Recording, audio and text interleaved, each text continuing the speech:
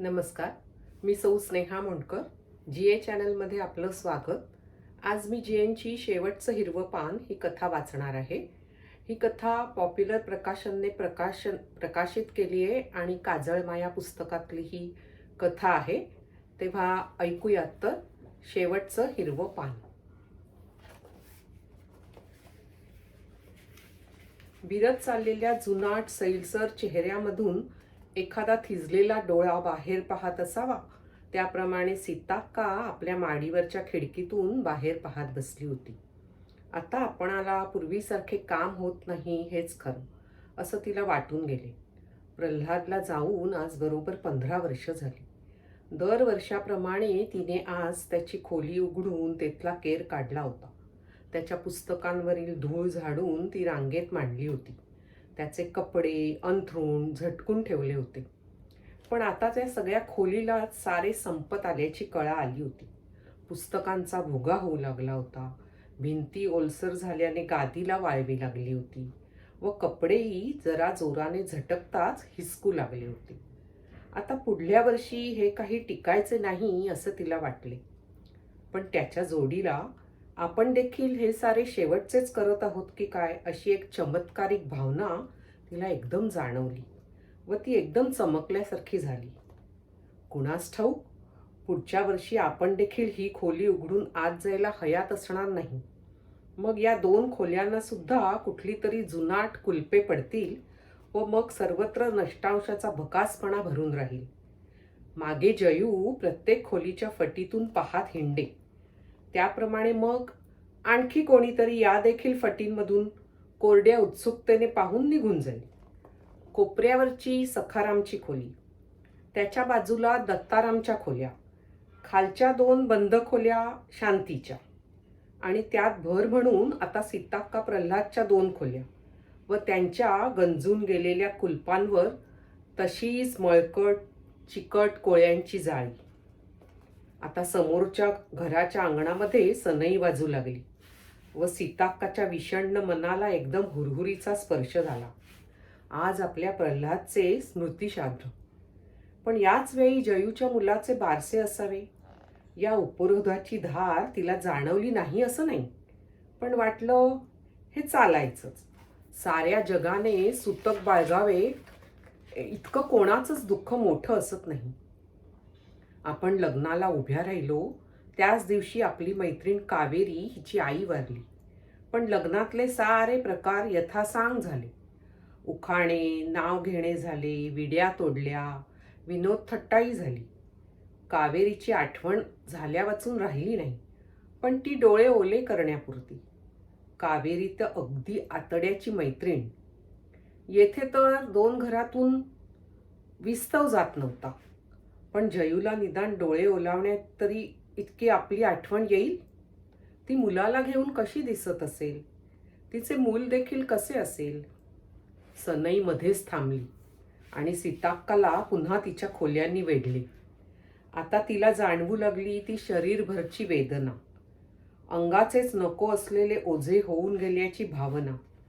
पुष्कळदा यापूर्वीही तिला वाटे, आता ही धुकधुक घेऊन आपण जगतो ते कशासाठी. एकदा संपून गेले तर सुटून तरी जाऊ आपण. पण सकाळ झाली की तीच धुकधुक टिकण्यासाठी आपण चुलीत लाकडे कोंबतो, ती देखील मग कशासाठी. तिला ते काही उमजत नसे. या खिडकीपाशी थोडा आडोसा धरून बसले की इतरांना न दिसता सारे काही पाहता येत असे. व ही जागा आता सीताक्काला विरंगुळ्याची होऊन बसली होती. दुपारचे जेवण होऊन तासभर अंग पसरून झाले की विशेषतः उरलेला वेळ कसा काढायचा हा एक प्रश्नच असे. मागे दिवसाचे 24 तास पुरत नसत. देवाची शेजारती होईपर्यंत जीव अगदी पिंजून जात असे. प्रल्हादचे खाणे तयार करायचे असे, त्याच्या कपड्यांच्या घड्या करणे, त्याचा कंदील पुसून स्वच्छ करणे, 1 ना 2 हजारो कामे. पण आता मात्र ते सारे कोसळून गेले. नवऱ्याच्या मृत्यूनंतर काडी टेकत डोंगर चढायचा होता, ती काडी देखील मोडून गेली.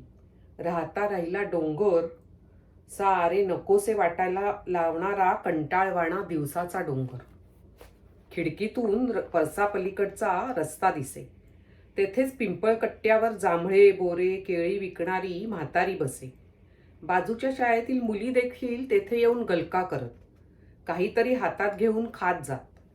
पुष्कळदा सीताक्काला वाटे, जयू शाळेत जात असताना जी म्हातारी बसत असे तीच ही असावी. मग तिचे तिलाच हसू येत असे. इतक्या वर्षानंतर तीच म्हातारी असेल कशी? जयूचे लग्न होऊनच मुळी 4 वर्ष झाली होती आणि आता तर बारसेच आहे तिच्या मुलाचे. पिंपळकट्ट्याजवळ लाकडाचा अड्डा होता. तेथील गडी लक्ष्मणला महिन्याला एखाद दुसरा रुपया मिळे, म्हणून तो सीताक्काकडे सोमवार शुक्रवारी येऊन जायचा. तेल तांदूळ काही संपले असेल तर आणून द्यायचा. त्याशिवाय तो जाताना एखादा आणा हटकून मागून घेई व बाहेर पडताना परसातल्या कडीलिंबाच्या झाडाची पाने भराभर ओरबाडून नेई. आता कोणी सीताक्काकडे यायचे म्हटले तर परसातून मागच्या दाराने यावे लागे. समोरील घर, ठेंगण्या गोपुराचे देऊळ सगळे आता उपटसुंभांच्या ताब्यात गेले होते व सीताक्काच्या आयुष्याप्रमाणेच तिच्या घराला देखील उजदार राहिले नव्हते. आता परसात दरवर्षी ढोपरा एवढे गवत वाढे. काही घाणेरीची झुडपे पुरुषभर वाढली होती व जयू ज्यासाठी जीव टाकत असे ते अबोलीचे झाड त्यात गुदमरून किती वर्षामागे मरून गेले होते. पावसाळ्यात तर तेथे हिरवे तुंबलेले पाणी साचल्याप्रमाणे वाटे.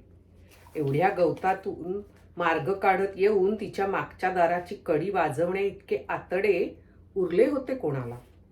घरात घड्याळ नव्हते, पण सीताक्काला त्याची गरजही भासली नाही. गेल्या 10 वर्षे कसल्याशा नव्या गिरणीचा भोंगा दररोज 4दा ऐकू येई.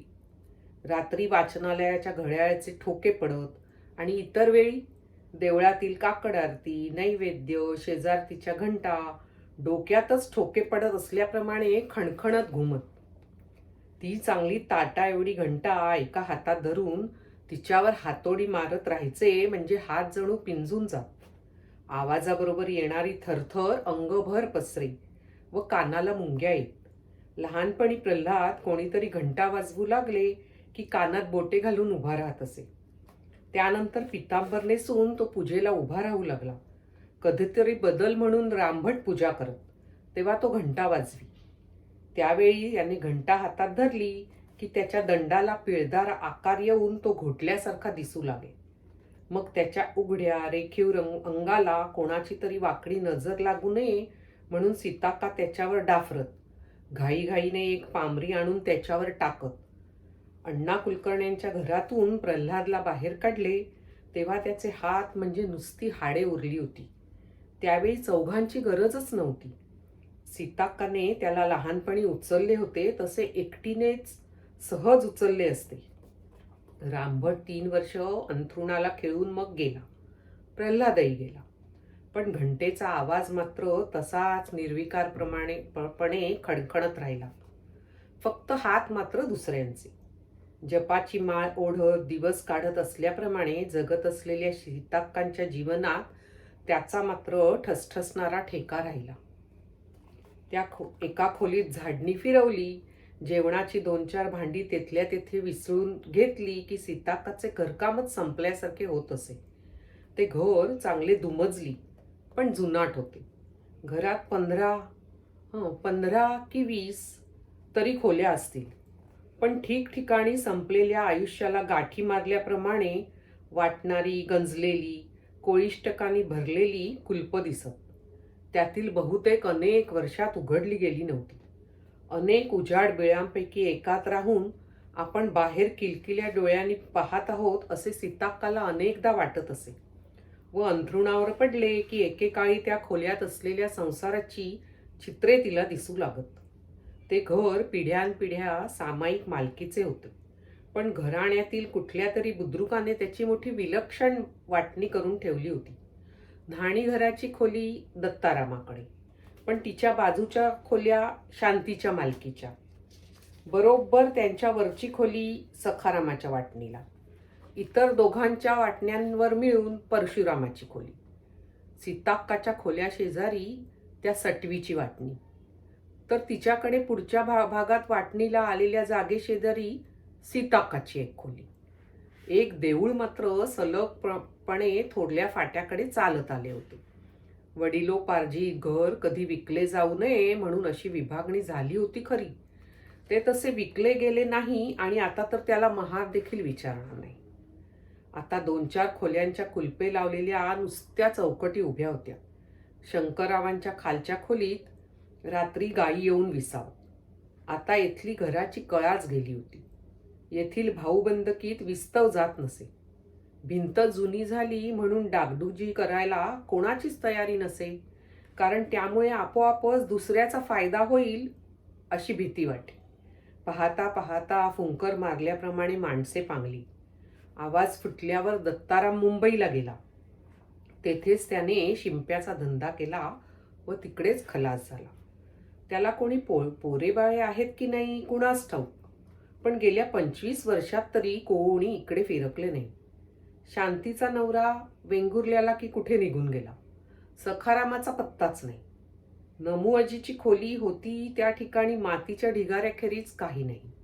राहता राहिली सीताक्का व पुढच्या बाजूला ती सटवी व तिचा सतत अंथरुणाला खेळून असलेला नवरा सदू भाऊजी. या खोल्यात आता यापुढे कोणी येणार नव्हते. नवे काही जन्मणार नव्हते, वाढणार नव्हते. प्रल्हाद गेला व सारे काही संपून गेले. त्याच्या मनात सतत नवी धडपड असे. त्याला परसात भाजीपाला लावायचा होता. तेवढ्यासाठी त्यांनी खुरपी, फावडा, कुदळ आणली होती. दत्तारामाला कोणी मुले असल्यास त्यांना पत्र लिहून घराची थोडी दुरुस्ती करून घ्यायची होती. नवा जिना लावायचा होता, पण हा नवा कोरा जिना पुढच्या मोठ्या सोप्यावर तसाच आडवा पडून राहिला. त्यावरून चढून जायला प्रल्हादला कधी मिळालेच नाही. देऊळ देखील त्या छिनालीच्या ताब्यात गेले. तेव्हापासून सीताक्काने देवळात पाऊल टाकले नव्हते. तेथे कोपऱ्यात सतत फटकल घालून एखाद्या ओंगळ भूताप्रमाणे बसलेल्या पार्वतीच्या चेहऱ्याकडे पाहायचे म्हणजे तिचे अंग पेटल्यासारखे झाले असते. तिला तिच्या नावाचा उच्चारही नको होता.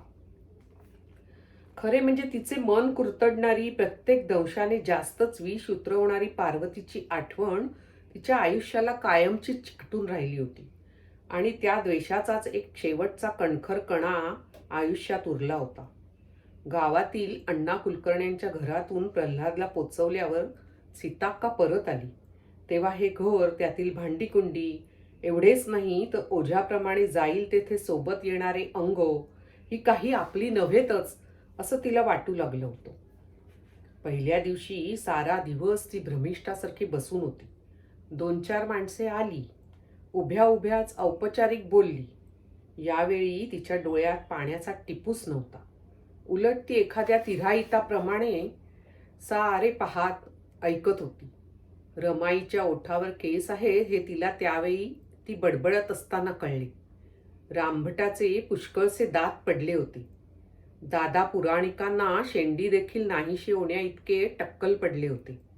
परटाच्या काशीच्या डोक्यात आता पांढरा पट्टा उमटला होता. ही सारी माणसे प्रल्हादच्या आठवणी काढून बोलत होती, मध्येच गळा काढत होती, पण स्वतः सीताक्का मात्र मख्खपणे बसून होती. फकीरा सुतार देखील आला होता, पण तो रडला नाही की त्याने प्रल्हादचे नावही घेतले नाही. तो शांतपणे बिड्या फुंकत बसला होता. आपली म्हैस 2 दिवसापूर्वी हरवली तिची हकीकत तो सांगत होता. आजूबाजूच्या खेड्यात तो 15-20 मैल भटकला, पण तिचा पत्ता लागला नाही. तिला कोणी डांबून ठेवले की एखाद्या कसाबाने कापले कोणास ठाऊक, पण आता पोरीचे मात्र दुधा वाचून हाल चालले होते. तो निघून गेला तेव्हा सीताक्काला बरेच मोकळे वाटू लागले. त्यानंतर कोणी फिरकले नाही याचेही तिला बरेच वाटले. तिने पातेलभर भात गदागदा उकडला, ऐसपैस बसून खाल्ला व मग ती भूताप्रमाणे आडवी झाली. सूज उतरल्यावर वेदना जाणवावी त्याप्रमाणे तिच्या द्वेष पेटला तो एका आठवड्यानंतर. तिने हातात एक लाकूड घेतले. निश्चयाने पुढचा दरवाजा उघडला व ती पार्वतीच्या दारात जाऊन उभी राहिली. तिने तिला तोंड फाटेपर्यंत शिव्या दिल्या. तिच्या चुलीत शिरे उगवू देत म्हणून तळतळाट केला व ती बाहेर येताच तिचे डोके फोडण्यासाठी ती त्या ठिकाणी बसून राहिली. पार्वतीने तिच्या तोंडावरच दार लावले होते. तेव्हापासून ते कायमचे बंद राहिले. तेव्हापासून असला प्रकार दररोजचाच होऊन बसला. ताठरलेल्या डोळ्यांनी सीताक्का रात्री अंथरुणावर पडली की तिला समोर पार्वती दिसू लागे. तिचा जाड गळा हातात धरून आपण तो कचा कचा दाबत आहोत असे तिला वाटू लागे. आणि मग एकदम रात्री बेरात्री उठून ती पार्वतीच्या दारावर धक्के देऊ लागे. एकदा तर ती दार फोडण्यासाठी हातात कुदळ घेऊन गेली होती. पण त्याच वेळी तिला जयूचा भेदरलेला चेहरा खिडकीतून दिसला होता व एकदम वाचा गेल्याप्रमाणे गप्प होऊन ती माघारी परतली होती. मग एक दिवस कोणीतरी पोलीस आला. तिच्या विरुद्ध तक्रार आली आहे असे त्याने सांगितले आणि बाई माणूस तुम्ही कुठे कोर्ट कचेरी करत बसता असं समजावून सांगून निघून गेला. त्या रात्री सीताक्का अंथरुणावरच बसून राहती.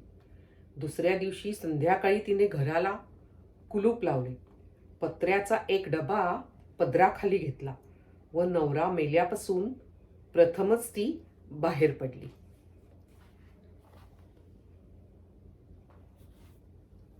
शेवटचे हिरवे पान या कथेचा पहिला भाग आपण ऐकला. काजळमाया पुस्तकातली जीएनची ही कथा आहे. ही कथा आपण 2 आणखी भागात ऐकणार आहोत. तर कथा तुम्हाला आवडली असेल तर लाईक करा, शेअर करा, कमेंट करा आणि आमच्या जीए चॅनलला नक्की सबस्क्राईब करा.